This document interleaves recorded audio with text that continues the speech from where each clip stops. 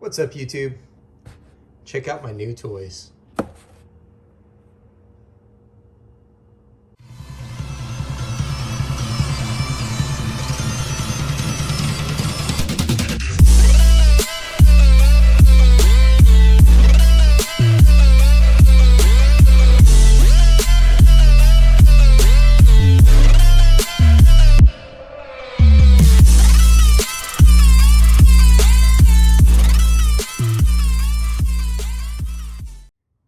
This is my lineup of cameras that I've used on YouTube over the years.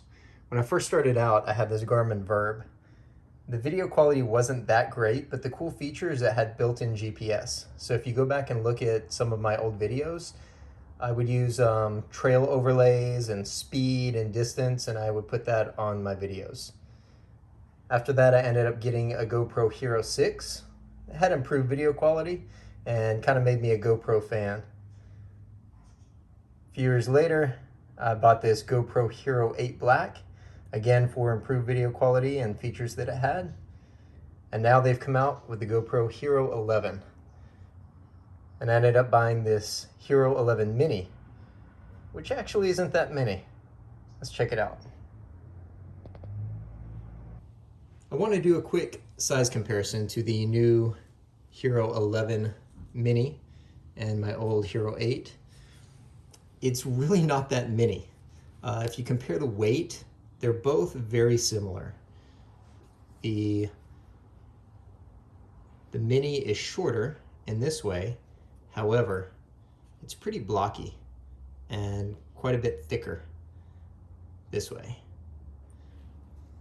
I think what the coolest feature is, and what really sold me on the Mini as opposed to the full-size 11, are these fingers on the back. So on the Hero 8, the only way to mount it for mountain biking is to actually flip it upside down, because you have to get kind of a backwards lean to get good video on a mountain bike, because when you're leaning forward and heading downhill, it puts the camera in this position. So when you're upright, it needs to be kind of leaned back on the mount. And if you try to do it this way, the camera would hit the mount here and you couldn't really lean it back.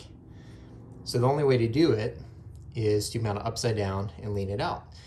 But the straps on my chest mount have kind of loosened over the years, and I've noticed in recent videos I'm getting a lot more camera bounce, because with the mount here and the camera weight down low, it would kind of move back and forth this way with the elastic, and I was getting bounce. So a cool feature to the Mini is not only do they have these bottom fingers, but they have these back mounted fingers. So you can mount the camera upright without the weight being down low. You can mount it in its correct position like this, and then just tilt the camera back. The Mini has all the features of the full-size Hero 11, except it doesn't have a front screen, obviously. It doesn't have a back screen. It's basically just hit record and go with everything set up the way you want it, and that's perfect for me. And the only thing I see being a downside to this Mini over the full-size 11 is there's no removable battery. If you open up the side, there's a place for the camera card and a plug-in to charge the battery and to transfer data, things like that. So if I ever have to go on a really long ride where I'm going to run out of battery power, I'll just have to bring this camera as a backup. So that is my Hero 11 Mini. As you saw at the beginning of the video, I also bought this Max Lens mod. And I tried it on earlier. The problem is many of the lens modes on this camera are not compatible with this yet. So although this physically fits, once it's installed, it causes the video to look like a fisheye lens, a round video instead of rectangular. But GoPro says they will be providing a firmware update soon for this lens. So once that happens, I'm going to download it. I'm going to install this back on there, and that will be my camera setup for future videos. So hopefully those videos will look better with the better image quality, the features such as Hyper Smooth 5.0 and horizon leveling.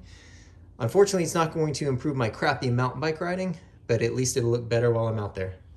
See you guys on the trails.